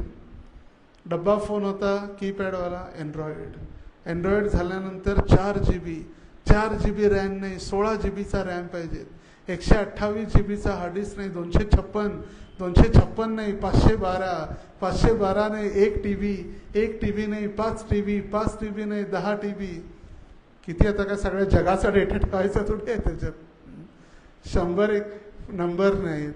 आणि काय करतो आपण? मॅक्सिमम उपयोग विचारा कुणालाही. व्हॉट्सॲप, फेसबुक, इन्स्टा, झालं, बस झाला फोन. त्याच्यात हजारो इतके सुविधा आहेत त्या आपल्याला माहीत सुद्धा नाही. कम्प्युटरपेक्षा जास्त काम करू शकते ते. कुणाला माहीत आहेत? किती एवढे महागडे फोन घेऊन एक 3च कामं, व्हॉट्सअप, इन्स्टा, फेसबुक, झालं बस. मग त्याच्यासाठी एवढी काय खरेदी करायची आवश्यकता आहे? आणि म्हणून प्रभुपाद उपदेशामृतमध्ये लिहितात, एका व्यक्तीजवळ अत्याहाराविषयी प्रभुपाद लिहितात. अत्याहार म्हणजे काय? आवश्यकतेपेक्षा अधिक खाणे, आवश्यकतेपेक्षा अधिक संग्रह करणे, त्याला सुद्धा म्हटलेलं आहे अत्याहार. जसं भक्त लोक जातात वेगवेगळ्या शहरामध्ये तीर्थयात्रेसाठी, भागवतमान, कलिपुराण, वामन पुराण, मार्कंडेय पुराण, ब्रज के संत, हा ग्रंथ तो ग्रंथ वाचणार तर कधीच नाही, आणून फक्त ठेवायचं, त्याला सुद्धा म्हटलेलं आहे अत्याहार, ग्रंथ अधिक ठेवणे. तिथंच प्रभुपाद पुढे लिहितात, ज्या व्यक्तीजवळ जर थोडीशी सुपीक जमीन आणि एक दुधारू जर गाय असेल तर तो व्यक्ती आनंदाने जीवन जगू शकतो. बरोबर? जगू शकतो की नाही? सुपीक जमीन आहे, शेती करेल, गाय दूध देईल, बस आनंदाने जगू शकतो. पण आपल्याला आनंदाने जगायचं नाही आहे ना. आपण आनंदी आहोत हे दाखवायचं आहे, जगायचं नाही. आनंदी आहोत हे जगाला दाखवायचं आहे, त्यामुळे आपण अधिक दुःखी आहे. आणि म्हणून तर प्रभुपाद लिहितात पुढं, ह्या फॅक्टऱ्या, वेश्यालय, हे सगळे हॉटेल मॉटेल्स चालू झाले कशासाठी? हा भोग करण्याची प्रवृत्ती, अत्याहार. तिथं प्रभुपाद उदाहरण देतात त्याच तात्पर्यामध्ये, एखादं जर तांदळाचं पोतं एका चौकात आणून ठेवलं, सावतामाळी चौकात जर तांदळाचं पोतं ठेवलं, काय होईल? चिमण्या येतील, काही दाणे खातील, निघून जातील. गाय येईल, थोडंफार तो तांदूळ खाईल आणि निघून जाईल. पण सावतामाळी चौकातील व्यक्ती जर कोणी असेल, मनुष्य प्राणी, तो काय करेल? पूर्ण पोतच उचलून घरात आणेल, जेवढं येईल तेवढं खाईल, बाकीचं मग पुढच्या जीवनासाठी. त्याला म्हटलेलं आहे अत्याहार. कारण ईशोपनिषदमध्ये भगवंत म्हणतात की प्रत्येकाला स्वतःचा हिस्सा दिलेला आहे. ईशावास्यमिदं सर्वं यत्किंचन जगत्याम जगत. प्रत्येकाला त्याचा त्याचा कोटा दिलेला आहे. पण आपण काय करतो? माझं पण मलाच पाहिजे आणि तुझं पण मलाच पाहिजे. ते अधिक संग्रह केल्यानंतर आपल्याला जे कष्ट प्राप्त होतं, त्या संग्रह वृत्तीपासून आपण दूर राहावी, हीच प्रल्हाद महाराजांची इच्छा आहे. थोडीशी जीवन वस्तू. आणि अगोदर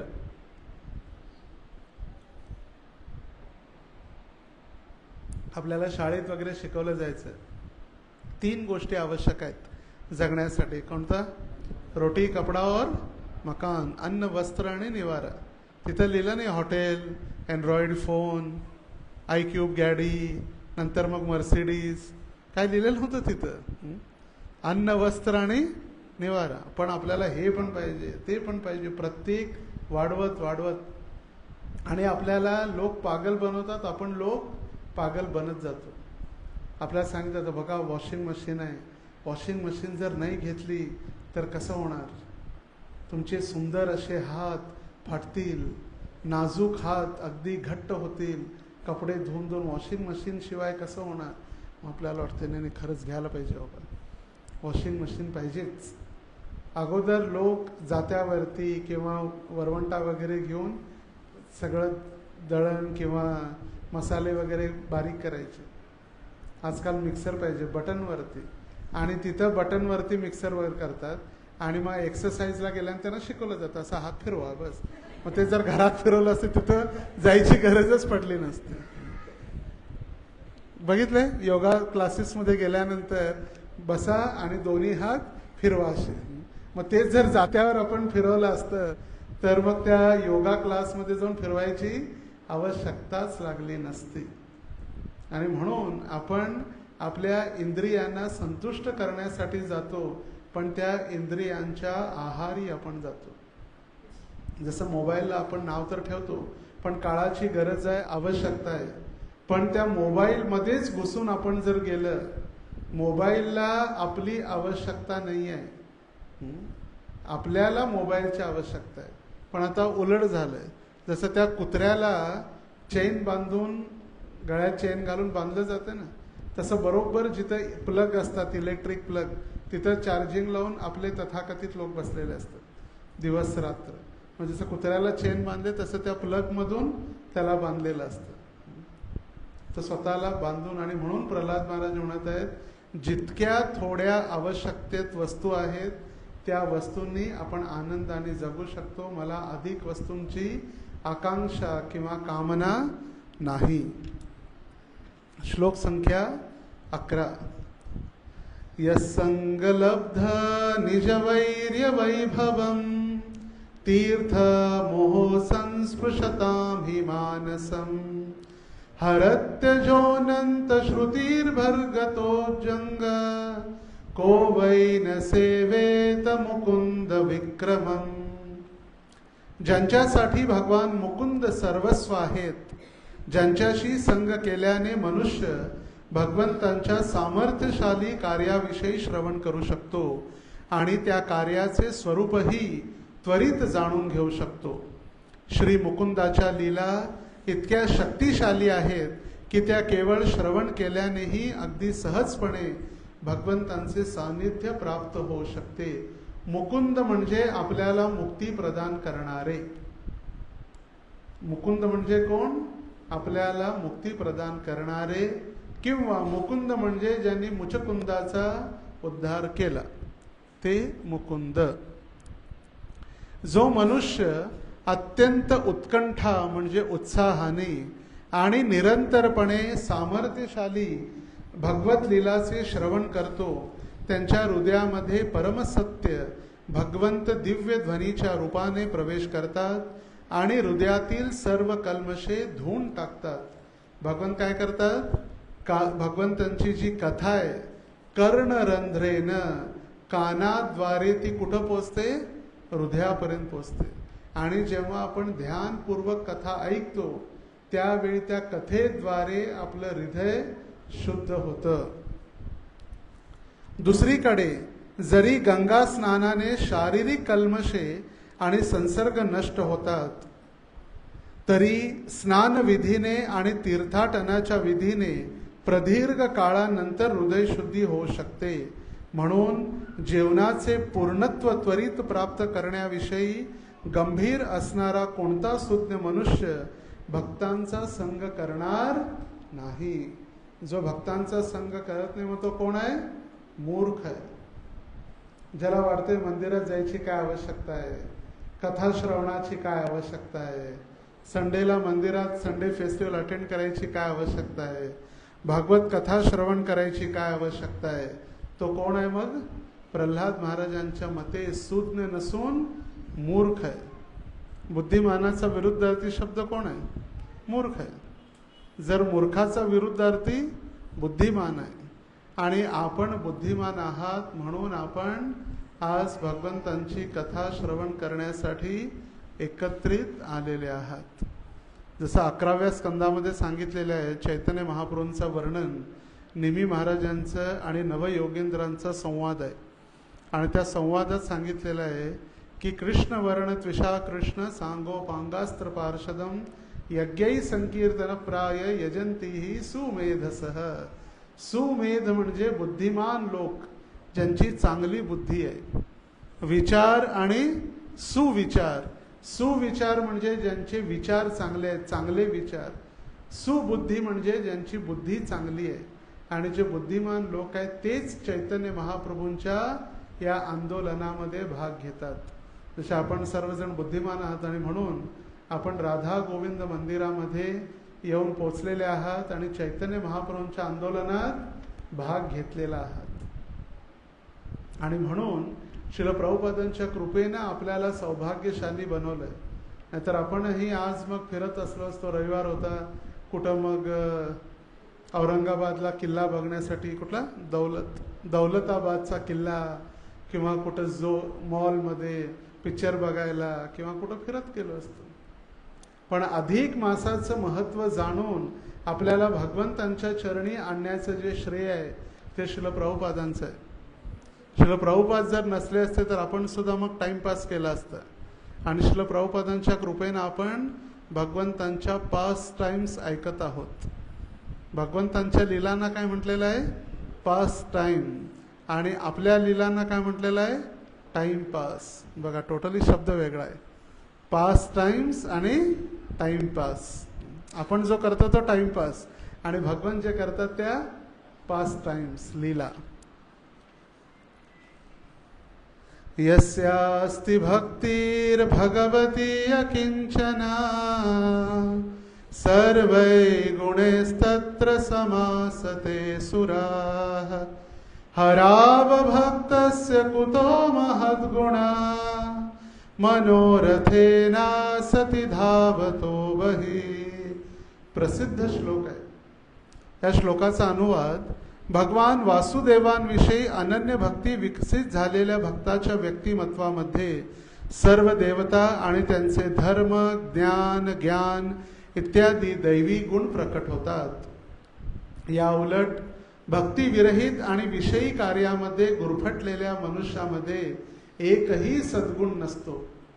तो कितीही व्यक्ती म्हणत असेल मी धार्मिक आहे, मी शाकाहारी आहे, मी प्रामाणिक आहे, पण एकही दैवी सद्गुण येत नाही जोपर्यंत भक्त बनत नाही. आणि एकदा जर का भक्त झाला, चांडाळ असो, चांडाळ म्हणजे कोण? कुत्र्याचं मांस खाणाऱ्याला म्हटलं जातं चांडाळ. शुनीचैव श्वपाकेच पंडिता समदर्शना. श्वपाक कुत्र्याचा मांस खाणारा चांडाळ जरी असला तरी तो ब्राह्मणापेक्षा श्रेष्ठ होतो, ज्यावेळी आपलं सर्वस्व, आपलं मन भगवंतांच्या चरणी अर्पण करतो.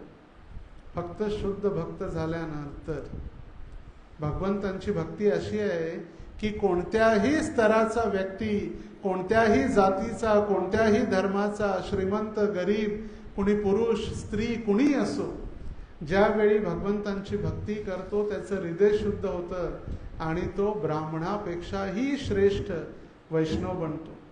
आणि म्हणून प्रल्हाद महाराज म्हणत आहेत, जरी कुणीही कितीही जरी विकसित असेल आणि चांगल्या गुणांनी उल्लेखित आहे असं म्हणत असेल, पण दैवी गुण त्याच्यामध्ये एकही नसतो जोपर्यंत तो भक्त बनत नाही. असा अभक्त मनुष्य जरी अष्टांग योगाच्या आचरणामध्ये कुशल असला, आपल्या कुटुंबियाचे आणि नातलगांचे प्रामाणिक कष्टांनी पालन पोषण करीत असला, तरी तो बहिरंग शक्तीच्या सेवेमध्ये गुंतलेला असतो. अशा मनुष्यामध्ये कसे काय सद्गुण असू शकतील? कितीही प्रामाणिकपणे जर आपण सेवा केली कुटुंबाची, नातेवाईकांची, घरच्यांची, पण भक्त नसलं ते प्रामाणिकता कशाच्याही कामाला येत नाही. काय फायदा? जसं कालच आम्ही चर्चा करत होतो, पूत त्रायते इति पुत्रः. पूत नामक जो नरक आहे त्या नरकापासून रक्षण करणारा पुत्र आहे. पूतः त्रायते इति पुत्रः. पूत नामक नरकापासून जर रक्षण करणारा नसेल तर मग कसा पुत्र होणार? म्हणून आपण फक्त सुशिक्षित नाही तर सुसंस्कृत बनणं सुद्धा आवश्यक आहे. सद्गुण अभक्तामध्ये येत नाहीत. त्यांच्यामध्ये पुण्य असू शकतं पण भक्ती असत नाही. आपल्याला वाटते पुण्य पण तेच आहे, भक्ती पण तेच आहे. तहानलेल्याला पाणी पाजवणं, आजारी लोकांसाठी हॉस्पिटल उघडणं, गरमी कमी होऊ दे म्हणून झाडं लावणं, हे पुण्य आहे, भक्ती नाही आहे. भक्ती जेव्हा होते वासुदेवम सर्वमिती स महात्मा सुदुर्लभ. भगवान वासुदेवांच्या चरणांची केलेली सेवा ती भक्ती आहे. कुणाची आपण सेवा केली तर आपण भक्ती म्हणू शकत नाही. अरे काय नाही, कुणाच्याही देवाला नमस्कार करा, कोणत्याही देवतेला प्रणाम करा, ती भक्ती झाली नाही. कोणत्याही ट्रेनमध्ये बसल्यानंतर आपण दिल्लीला जाऊ शकत नाही, जरी सगळ्या ट्रेन सारख्या दिसत असल्या तरी. रेल्वे सगळ्या सारख्या दिसतात. जर आपण गेला औरंगाबाद, संभाजीनगर, छत्रपती संभाजीनगरला, तुम्हाला जायचं आहे दिल्लीला, कोणत्याही ट्रेनमध्ये बसलं तर आपण दिल्लीला पोचणार आहे. सगळ्या डब्यावर लिहिलेला S1, S2, B1, B2 सगळं लिहिलं, सगळं सारखं आहे. बसा की कशात पण पोचू आपण दिल्लीला. नाही, दुपारी 1:30 वाजता फक्त सचखंड एक्सप्रेसमध्ये बसल्यानंतरच आपण दिल्लीला जाऊ शकतो. बरोबर की चूक?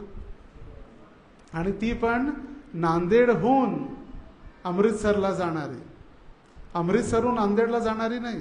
कधी कधी तीच ट्रेन, एकाच नावाची ट्रेन 2 प्लॅटफॉर्मवर असते. दोन्ही सचखंडच आहेत, पण एक जाणारी नांदेडला आहे आणि दुसरी जाणारी अमृतसरला आहे. त्याच्यामध्ये सुद्धा फक्त एक आकड्याचा बदल असतो. फक्त एका आकड्याचा, शेवटचा आकडा 9 असेल तर दुसरा 0 असतो. म्हणून तेवढी तरी बुद्धिमानी जर एका गावाला जायची इतकी बुद्धिमानी असेल तर भगवंतांच्या धामाला जायसाठी किती बुद्धिमानी लागणार आहे? कुठेही एक अगरबत्ती फिरवली, नारळ फोडला, 2 पेढे वाटले, धोंडे वाटले म्हणून आपण भगवत धामात थोडी जाणार आहे. आपण लिहितो वैकुंठवासी, स्वर्गवासी, कैलासवासी, पण त्याच व्यक्तीला माहित आहे तो कुठला वासी झालेला आहे. नरकवासी झालेला आहे की भूत पिशाच म्हणून इथंच भटकू लागलेला आहे प्रेत योनीमध्ये. आणि म्हणून भगवंतांच्या चरणी केलेली सेवा तीच भक्ती म्हणून स्वीकारली जाते. हरिर्हि साक्षात भगवान शरीरिणा महात्मा झषाणामिव तोयमीप्सितं हित्वा महास्तं यदि सज्जते गृहे तदा महत्त्वं वयसा दपंतिना.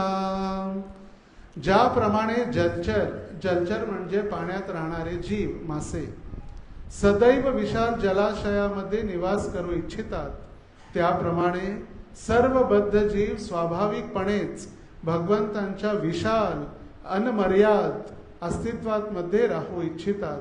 म्हणून भौतिक गणनेनुसार अत्यंत श्रेष्ठ मनुष्याला परमात्म्याचा आश्रय घेण्यात अपयश आले आणि तो विषयी कौटुंबिक जीवनात आसक्त झाला तर त्याचे श्रेष्ठत्व हे एका हीन आणि निम्न श्रेणीच्या दाम्पत्याच्या श्रेष्ठत्वा समान आहे. भौतिक जीवनावर अत्यधिक आसक्त असणाऱ्या मनुष्याचे सर्व आध्यात्मिक गुण नष्ट होतात. एखादा जर मासा आहे, आपण गेला गोदावरीमध्ये स्नान करण्यासाठी, चला आता अधिक मास आहे, अधिक मासामध्ये गोदावरी आंघोळ करण्यासाठी आपण जाऊ. आणि आंघोळ करण्यासाठी आपण नदीच्या काठी पोचलो. तिथं आपल्याला काही मासे दिसले आणि आपण त्याच्यातला एक मासा घेऊन काठावरती आलो. काठावरती आल्यानंतर त्याला सुंदर मखमल असलेलं एक आसन दिलं बसायसाठी. त्याच्यासमोर एक वाटी चहा, बिस्किट, त्याला जेवायसाठी भात, डाळ, त्याच्यावरती गरमी लागू नये छत्री, सगळं दिलं. गरम लागू नये पायात चप्पल घालण्यासाठी चप्पल. तो जिवंत राहणार आहे का मासा? माशाचं जीवन हे पाण्यात आहे, तसं आत्म्याचं जीवन भगवंतांच्या चरणात आहे. भगवंतांचे चरण सोडून आपण भगवंतांची सेवा सोडून जनसामान्याच्या सेवेमध्ये लागलेलो आहे, हीच मोठी चूक आहे. कर्तव्य करणं आवश्यक आहे, पण कर्तव्य करत आपले जे परमपिता, जे आपले स्वामी भगवंत आहेत, त्यांना विसरणं ही मोठी चूक आहे. आणि म्हणून प्रल्हाद महाराज म्हणत आहेत की जसं माशाचं स्थान, माशासाठी जीवन काय? जल. तसंच आपली जीवन आहे भक्ती. जसं आपल्या शरीराचं खाणं जे भोजन आहे ते शरीराचा आहार आहे, तसा आत्म्याचा आहार म्हणजे भक्ती आहे. कधी कधी जप करतेवेळी आपल्याला झोप येते किंवा कथे ऐकतेवेळी झोप येते, उत्साह राहत नाही का? कारण ते शरीराचा आहार नाही आहे. खाताना कधी झोप आले ऐकलंय कधी? पुरणपोळ्या, तूप ठेवलेला आहे, आंब्याचा रस आहे आणि खाताना झोप आली हो? कधी ऐकलंय जीवनात? कधीच ऐकलं नसेल कोणी. अगदी खाताना तर एकदम इंटरेस्टमध्ये असतो आपण, आनंदाने. का? कारण त्या शरीराचा आहार आहे. तसंच आत्म्याचा आहार भक्ती असल्यामुळे जरी शरीर आपलं थकलेलं असेल, शरीर आपलं झोपत असेल, पण नृत्य करणारा आत्मा आहे कीर्तनामध्ये. ज्यावेळी भगवंतांचं नामस्मरण आपण करतो त्यावेळी साक्षात भगवंत आपल्या जिभेवरती नृत्य करतात आणि जिभेवरती नृत्य करणाऱ्या त्या भगवंतांचं दर्शन करून आत्मा आनंदित होऊन आत्मा नृत्य करू लागतो. शरीर नाही, शरीर तर झोप येते, हरे कृष्ण, पण आत्मा मात्र नाचत असतो.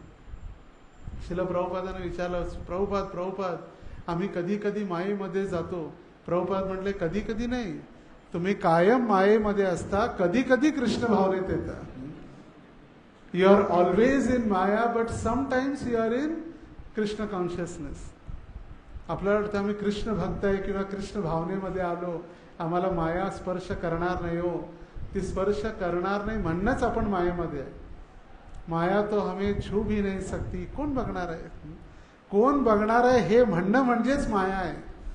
आपण हे विसरतो की प्रत्येक वेळी आपल्याला, प्रत्येक क्षणी भगवंत आपल्याला पाहत आहेत. आणि अशा मायेपासून रक्षण करण्यासाठी प्रल्हाद महाराज म्हणत आहेत की भगवंता, मला जसं त्या माशाला जसं पाण्याशिवाय तो राहू शकत नाही, तसंच आम्ही भगवंतांचे भक्त जे आहेत, परमात्म्याला संतुष्ट केल्याशिवाय आम्ही राहू शकत नाही. तस्माद्रजो राग विषाद मन्यो मानस्पृहा भवदैत्याधिमूलम् हित्वां गृहं संसृतिचक्रवालं नरसिंहपादं भजता कुतो भयमिति. म्हणून हे राक्षस हो. प्रल्हाद महाराज कोणाला उद्देशून म्हणत आहेत? आम्हा सर्वांना. हे राक्षस हो, कौटुंबिक जीवनातील तथाकथित सुखाचा त्याग करा आणि केवळ भगवान नरसिंह देवांच्या चरण कमळांचा आश्रय घ्या. कारण त्यांचे चरण कमळ निर्भयतेचे आश्रयस्थान आहेत. कौटुंबिक जीवनातील आसक्ती, ऐहिक आकर्षण, दुर्दम्य कामना, खिन्नता, क्रोध, निराशा, भय, मिथ्या प्रतिष्ठेची अपेक्षा या अनर्थांचे मूळ कारण आहे. या अनर्थामुळेच मनुष्यास जन्म मृत्यूच्या चक्रामध्ये भ्रमण करत राहावे लागते. काय काय सांगितलंय कष्टाचं कारण? सगळ्यात पहिला कौटुंबिक आसक्ती, जबाबदारी असणं आवश्यक आहे. असं पण नाही की चलो छोडो घरबार चलो हरिद्वार. प्रभूजीने सांगितले प्रवचनमध्ये की आसक्ती नाही पाहिजे. छोडो घरबार चलो हरिद्वार. त्या हरिद्वार नगर निगम परिषदने तिथे लिहून ठेवलंय, सर्व बायकांनी आपापल्या नवऱ्यांची व्यवस्थित काळजी घ्या. हरिद्वारमध्ये साधूंची संख्या वाढत चाललेली आहे. बायकांनी काय करा? आपल्या नवरदेवांची चांगली काळजी घ्या. कारण नवरदेव सगळे हरिद्वारला जाऊन बाबाजी होऊ लागलेले आहेत. तर तसंही नाही, जबाबदारी असणं आवश्यक आहे. आपली जबाबदारी आपल्या कुटुंबीय सदस्यांची काळजी घेणं, त्यांचा उदरनिर्वाह, त्यांची राहण्याची, खाण्याची, झोपण्याची, शिक्षणाची, पण त्याबरोबर त्यांना संस्कार देण्याची मोठी जबाबदारी आहे. सुशिक्षित आणि सुसंस्कृत बनवण्यामध्ये जबाबदारी ही आपली गृहस्थांची आहे सगळ्यात पहिलं. त्यानंतर आकर्षण, दुर्दम्य कामना, ज्या कधीही न संपणाऱ्या इच्छा. या जगातलं सगळं ऐश्वर्य जरी आपल्याला आणून दिलं, आपल्याला वाटते त्याच्याकडे ते 10 रुपये ते पण द्या की, ते त्याला कशाला पाहिजे. सगळ्यात मोठी जरी गाडी आपल्याकडे असेल तरी आपल्याला दुःख असते, बाजूवाल्याने 2 व्हीलर नवीन घेतली. दुःख, त्या कामना. त्यानंतर खिन्नता म्हणजे दुःख, निराश, क्रोध, भय आणि मिथ्या प्रतिष्ठा या भौतिक जगात असल्याचं सगळ्यात मोठं कारण आहे, दुःखाचं कारण. मला एकटे भक्त विचारले, प्रभूजी तुम्ही एवढं सगळं ऐश्वर्य सोडून, सगळं एवढं शिक्षण सोडून तुम्ही का ब्रह्मचारी झाले? मी ज्या दिवशी पहिल्यांदाच मंदिरात गेलो, फर्स्ट टाइम, रविवार 1998 मध्ये मंदिरात, ज्यावेळी मी 8वी 9वीच्या शाळेत होतो आणि रविवारी संध्याकाळी मंदिरात पोचलो. मंदिरात शयन आरतीची वेळ झालेली होती. 8:30 वाजता शयन आरती होणार होती. पडदा बंद होता. 15 मिनिटात मंदिर उघडणार होतं. आणि त्या ठिकाणी एका बसलेल्या भक्तांनी, ब्रह्मचार्यांनी कथा सांगितली. म्हणजे दुसऱ्यांना सांगत होते कथा, मी सुद्धा ऐकली. लिक्विड ब्युटी म्हणजे लिक्विड ब्युटीची कथा. आपलं द्रव्य स्वरूपात असलेलं आपलं सौंदर्य. आणि ती कथा ऐकल्यानंतर मी ब्रह्मचारी झालो. कारण त्या कथेनेच अगदी संसाराच्या या आकर्षणाचे डोळे उघडले. ती कथेमध्ये वर्णन आहे, एक राजा एक सुंदर स्त्रीला जंगलात पाहिल्यानंतर तिच्यावर लग्न करण्याची त्याची इच्छा झाली, भोग घेण्याची इच्छा. त्या सुंदर युवतीनं सांगितलं, महाराज माझी एक अट आहे, मी तुमच्यावर लग्न करायला तयार आहे. माझी अट आहे, तुम्ही काय करा, 7 दिवसानंतर इकडे या आणि मी लग्न करायसाठी तयार आहे. आणि राजा अगदी आनंदानं 7 दिवसांनी यायसाठी तयार झाला. बघता बघता 7 दिवस निघून गेले. 7 दिवसानंतर आला. राजाने विचारलं, ती मुलगी कुठे गेली? सुंदर एक मुलगी होती. अशी कोण विचित्र, अगदी भयंकर, आजारी, क्रुद्ध दिसणारी मुलगी, ही कोण आहे मुलगी? म्हटलं इथे एक सुंदर मुलगी राहत होती, कुठं आहे? म्हटलं ती सुंदर मुलगी इथंच आहे. म्हटले कुठं आहे? म्हटले बघा भांड्यात भरून ठेवले. 7 भांडी जी भरलेली होती, मल, मूत्र, शेंबूड, त्यानंतर उलटी केलेलं रक्त, सगळी जी घाण होती शरीरातील तिने भरून ठेवलेली 5-6 भांड्यामध्ये. आंबट, तिखट, अगदी उष्ण, तीक्ष्ण खाऊन उलट्या वगैरे करून सगळं तिनं भरून ठेवलेलं. म्हटली माझी सुंदरता आहे. म्हटली ती व्यक्ती, ती सुंदर मुलगी ती मीच आहे. आणि सुंदरता कुठे गेली तुझी? ही भांड्यात आहे. ते खरोखर आपलं ऐश्वर आहे. आपलं सुंदरता फक्त एक 2 mm किंवा अगदी मिलीमीटरची त्वचा आहे, त्याच्यावर वरच सगळी सुंदरता आहे. त्वचा काढल्यानंतर आपली बायको सुद्धा आपल्याला बघणार नाही. बघा एकदा स्किन काढून किती सुंदर दिसणार आहे आपण. हे फक्त फेअर अँड लवली वगैरे लावल्यामुळे थोडंफार आहे कॉस्मेटिकचा परिणाम, पण ओरिजिनल आपलं सुंदरता काहीही नाही. आणि म्हणून अशा तथाकथित सुंदरतेपासून आसक्त होणार नाही म्हणून भगवंत आम्हाला सर्वांना आशीर्वाद द्या. आणि ही प्रार्थना करून प्रल्हाद महाराजांनी आपली प्रार्थना संपवली. आणि यानंतर लक्ष्मी देवींनी आपल्या प्रजापती पुत्रांसमवेत आणि मुलींसमवेत संवत्सर नामक संपूर्ण कालावधीमध्ये भगवान दयाळू कामदेव विष्णू किंवा नारायणांची स्तुती त्यांनी प्रारंभ केलेली आहे. पण या अधिक मासामध्ये, पुरुषोत्तम अधिक महिन्यामध्ये प्रल्हाद महाराजांनी नरसिंह भगवंतांना प्रकट केलं. नरसिंह भगवंत प्रल्हादासाठी प्रकट झाले. अशा भगवंतांच्या चरणी, नरसिंह भगवंतांच्या चरणीच्या प्रार्थना आपण ऐकल्या आणि आपली भक्ती अधिक झाली. अधिक भक्ती, अधिक तपस्या, आता यानंतर अधिक कीर्तन, आरती आणि अधिक प्रसाद. देवकीपुत्र प्रभू, चंद्रमुखी माताजी आणि उबाळे परिवार अधिक प्रसादची पण त्यांनी व्यवस्था केलेली आहे. आणि भक्तांना अडचण येऊ नये संध्याकाळी गर्दीमध्ये म्हणून दुपारचा हा विशेष सत्संग आयोजित केलेला आहे.